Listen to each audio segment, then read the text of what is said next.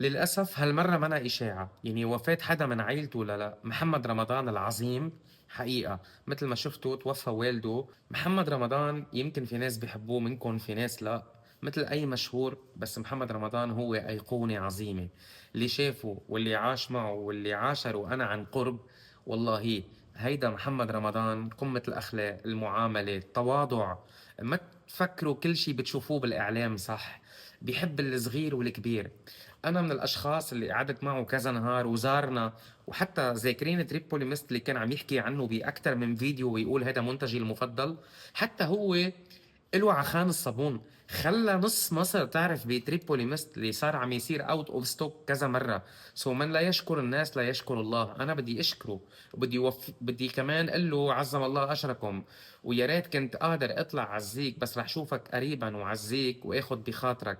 محمد رمضان انت شخص لا يتكرر.